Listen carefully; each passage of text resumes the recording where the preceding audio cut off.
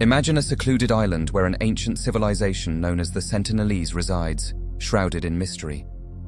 These indigenous people have called the Andaman Islands their home for an astonishing 60,000 years, living in near-total isolation from the rest of the world.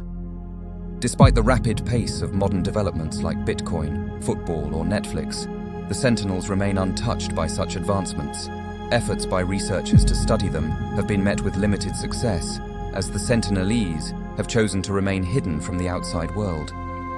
Descriptions portray them as relatively short individuals, possibly due to unique island adaptations. Their physical traits, including dark, shiny skin, well-maintained teeth, and robust muscles, reflect their traditional hunter-gatherer lifestyle. The Sentinels sustain themselves through age-old methods, utilizing bows, arrows, and spears for hunting, and hand-gathering seafood. Their penchant for seafood is evident from the abundance of empty shells littering their settlements.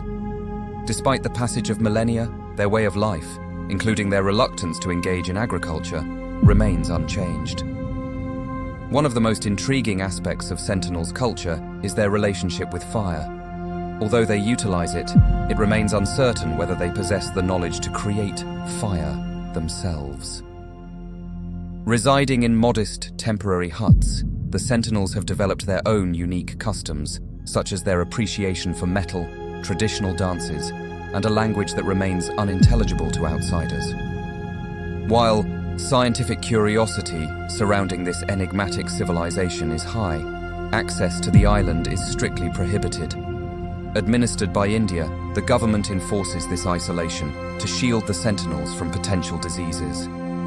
Their lack of immunity, stemming from their prolonged isolation, means even brief contact with outsiders could pose grave threats to the tribe, underscoring the delicate balance between ancient cultures and modern diseases.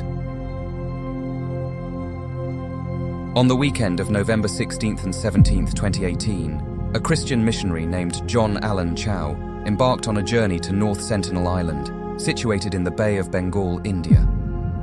His mission was driven by his belief in Christianity and his thirst for adventure. He hoped to convert the indigenous people, known as the Sentinelese, to Christianity. Despite warnings from others who had attempted similar journeys, John was undeterred. Tragically, his expedition ended in his demise on the island. John Chau, born on December 18, 1991, in Alabama, had a diverse heritage, with his father Patrick Chau being of Chinese descent and his mother Linda Adams, an American attorney. Raised in a Christian household, John's upbringing was comfortable, with his father being a psychiatrist and his mother a professor. However, John's interests diverged from the conventional path followed by his siblings as he developed a passion for the outdoors and Christian missionary work. His fascination with missionary work began during a high school trip to Mexico. This curiosity led him to dream of undertaking the most extreme missionary trips possible. John's idol was Jim Elliot, an American missionary who was killed by the Huaorani tribe in Ecuador in 1956. Like Elliot, John aspired to reach out to isolated tribes, viewing it as the ultimate adventure. However, he failed to grasp the risks involved, particularly the desire of such tribes, like the Sentinelese, to remain isolated. The Sentinelese people, inhabiting North Sentinel Island, have a long history of hostility towards outsiders. They fiercely guard their isolation, attacking anyone who attempts to approach their island. Even though John knew the dangers, he went anyway.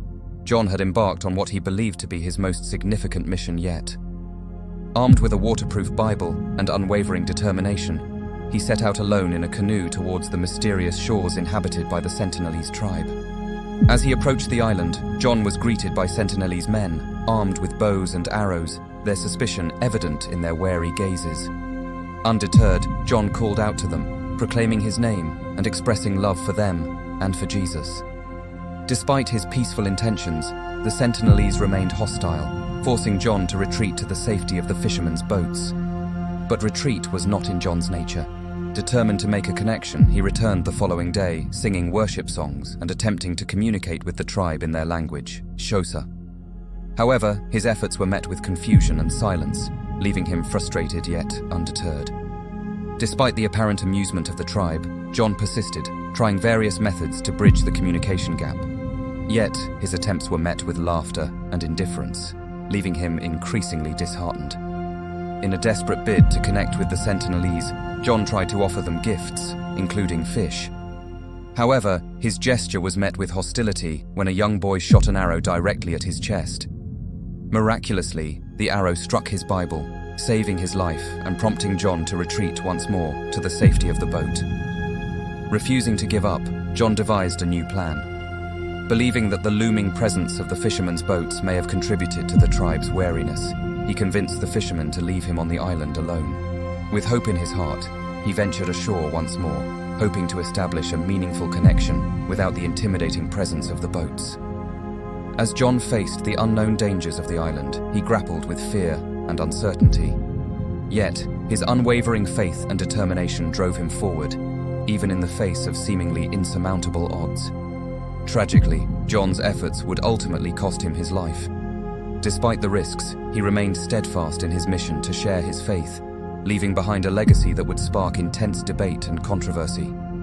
In the aftermath of his death, John's story would make headlines around the world, sparking discussions about the ethics of missionary work and the consequences of cultural intrusion. Yet, amidst the debate, one thing remained clear: John's unwavering courage and dedication in the face of adversity would forever be remembered. As the sun sets on the isolated shores inhabited by the Sentinelese, John's legacy lives on, a testament to the power of faith and the enduring quest for connection, even in the most remote corners of the world. This was the story of the man who went to Sentinel Island alone to make the tribe people believe in God. He kept a diary from when he was there, so if you want to see more about that, you can find it on the internet.